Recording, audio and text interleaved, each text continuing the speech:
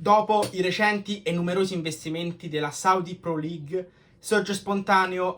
riflettere su questa nuova frontiera calcistica. Però, prima di entrare nel dettaglio, iscrivetevi al canale, così non vi perderete tutti i miei nuovi contenuti. Alla base degli investimenti sauditi c'è la cosiddetta Vision 2030. La Vision 2030 è un piano strategico adottato dal 2016 per ridurre la dipendenza economica dell'Arabia Saudita dal petrolio. Uno degli obiettivi della Vision 2013, che è appunto emerge in un documento di Ernest Young, è la creazione dello sport professionistico e del settore appunto sportivo che genera occupazione per i sauditi e aumenterà la qualità della vita dei cittadini. Questo documento di Ernest Young prende il nome di The Sports Event Opportunity in the Kingdom of Saudi Arabia e si parla anche appunto dell'evoluzione dello sport e dell'economia saudita dovuta appunto alla Vision 2030. Infatti nel 2018 l'Arabia Saudita ha lanciato il programma sulla qualità della vita, che ha diversi obiettivi come competere ad alti livelli negli eventi internazionali, la crescita economica degli sport e incrementare la scarsa partecipazione nello sport e nelle attività fino al 40%. Inoltre, grazie alla Vision 2030 e il programma sulla qualità della vita, l'Arabia Saudita ha potuto ospitare diverse competizioni dal calcio alla Formula 1, senza dimenticarsi del tennis. Per quello che riguarda il calcio, negli ultimi 4 anni il governo saudita ha ospitato sia la Supercoppa di Spagna e sia quella italiana e qualche settimana fa l'Arabia Saudita ha prolungato l'accordo con la Lega di Calcio italiana per ospitare le prossime 2 edizioni con il nuovo format, ossia la Final Four, ossia appunto la vincitrice della Coppa Italia, la vincitrice del campionato, la finalista della Coppa Italia e la seconda in classifica. Invece per quello che riguarda la Formula 1, il GP di Jeddah e di conseguenza l'Arabia Saudita starà in calendario fino al 2027, ma molto probabilmente questo accordo verrà prolungato con la FIA. Tornando al rettangolo verde, bisogna parlare del fondo PIF, ossia il fondo per gli investimenti pubblici dell'Arabia Saudita. Il suo patrimonio è stimato a 370 miliardi di euro. Il fondo PIF nel 2021 ha acquistato l'80% del Newcastle per un valore pari a 300 milioni di sterline. La trattativa è stata molto complicata, poiché inizialmente la FA respinse l'offerta, poiché riteneva l'Arabia Saudita uno dei principali sostenitori della pirateria online e delle trasmissioni televisive della Premier League. Inoltre credeva che l'Arabia Saudita avesse il controllo sul fondo PIF. Tuttavia, dopo aver ricevuto delle garanzie, la FA acconsentì a questo passaggio di proprietà.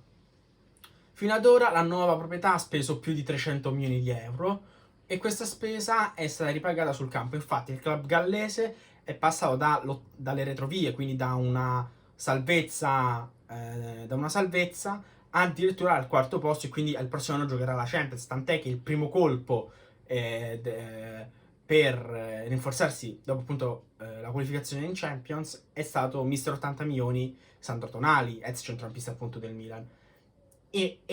quindi il fondo PIF è parte integrante della Vision 2030, perché appunto è il fondo nazionale appunto dell'Arabia Saudita. Parlando del calcio saudita non si può non parlare appunto degli investimenti fatti negli ultimi 6 mesi. Quello più eclatante, quello che ha aperto le porte a tutti gli altri trasferimenti, ossia quello di Cristiano Ronaldo, che appunto è passato all'Al Nassr. Si è parlato di un triennale da 200 milioni annui più altri 800 milioni per diventare ambasciatore del calcio saudita, promuovendo la candidatura dell'Arabia Saudita alla Coppa del Mondo 2030.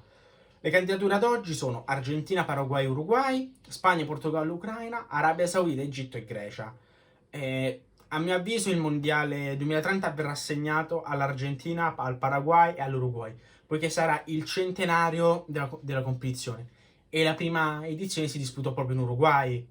Tuttavia per l'Arabia Saudita sarà solo questione di tempo per ospitare il mondiale, poiché sono anni che hanno investito nello sport e quindi prima o poi avranno l'opportunità di ospitare appunto la Coppa del Mondo. Tornando a parlare degli acquisti dei club sauditi, non posso negare di essere preoccupato per il futuro del calcio,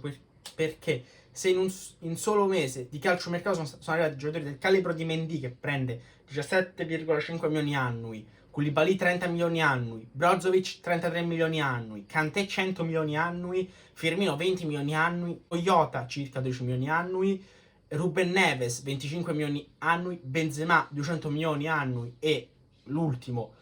non per importanza, ma l'ultimo dal punto di vista cronologico, se Gaming Research percepirà 20 milioni. Cioè, quindi sommando tutti questi ingaggi si arriva a poco meno di mezzo miliardo, e ciò ci dovrebbe far riflettere sull'opportunità di mettere un tetto massimo di spese relative all'ingaggio dei singoli giocatori e dai diversi club, un po' come avviene in MLS, che ci sta un tetto massimo, o come avviene nell'NBA, sempre il campionato americano di basket, o come avviene anche in Formula 1 con il budget cap, ossia che si stabilisce un tetto massimo di ingaggio e di spese che ogni club deve effettuare, e se si supera quel tetto massimo si incombe in penalità, perché è giusto che l'Arabia Saudita trovi un modo per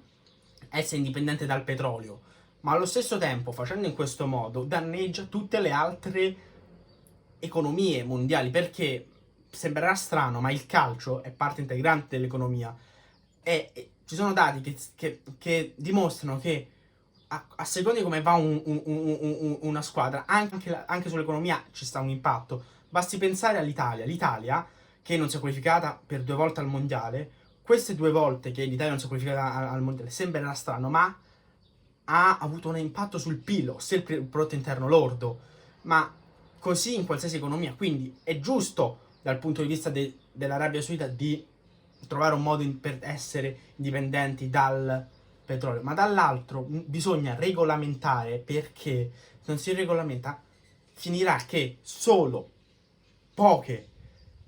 società potranno spendere i milioni e tutto quanto, perché se non viene messo un tetto all'ingaggio tutti andranno in Arabia Saudita, quindi poi l'Arabia Saudita diventerà il campionato più importante al mondo, più influente dal punto di vista di diritti TV, qualsiasi cosa, tutto quello che riguarda l'industria calcistica, e inoltre la Champions League avrà asiatica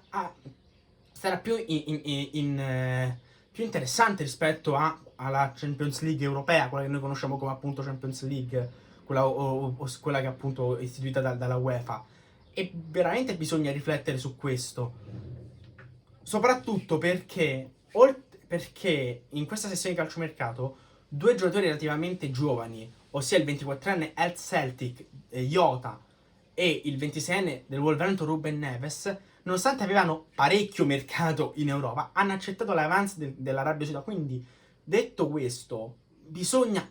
per forza mettere un tetto massimo, perché l'esempio eclatante è l'affare Brozovic, perché l'Al Nassr ha dato 33 milioni all'anno a Brozovic, ma l'ha pagata all'Inter 18 milioni, dopo che inizialmente avevano accettato la proposta di 25 milioni, poi l'hanno ritirata, poi hanno deciso di abbassare il prezzo, e poi l'Inter è stato costretto a venderlo perché appunto ha problemi finanziari l'Inter. Quindi, cioè, paradossalmente non si parla di un club che non ha risorse economiche, che paradossalmente l'Al Nassr ha dato più soldi al giocatore che al club di appartenenza per il cartellino, e questa cosa non va bene, perché ora come ora che siamo all'inizio si può limitare, ma se non lo limitiamo ora, poi col passare degli anni non sarà possibile limitarlo. E io sono rimasto scioccato quando ho letto di Gattuso che va ad allenare appunto in Arabia Saudita, non tanto in sé perché va in Arabia Saudita, ma per il fatto che prima di parlare in sé col club appunto saudita col quale ha firmato, ha dovuto parlare con il governo saudita, non mi ricordo se era il ministro dello sport o direttamente col governo, ma che una cosa che fa strano per noi comunque europei, che siamo abituati a vedere che se un allenatore va in un club tratta direttamente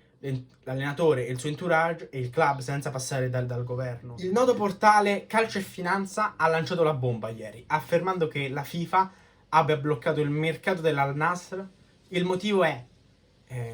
come si legge appunto nel portale Calcio Finanza, il mancato pagamento di bonus nei confronti dell'Leicester come parte di un accordo da 14 milioni di sterline per l'attaccante nigeriano Ahmed Musa, che è stato anche tra l'altro artefice del trionfo nel 2018-2019 dell'Al Nassr. E per evitare appunto la sanzione, che la pena sarebbe imposta dalla FIFA, è il blocco del mercato per 3 finestre. L'unico modo per evitare questa pena è appunto pagare in sé questi bonus che non erano stati pagati. Concludiamo con un aspetto fondamentale per lo sviluppo del calcio in Arabia Saudita, ossia che inevitabilmente l'approdo di tutte queste stelle comporta una vera e propria asta per accaparrarsi i diritti per trasmettere la Saudi Pro League. Detto questo, ci vediamo in un prossimo video.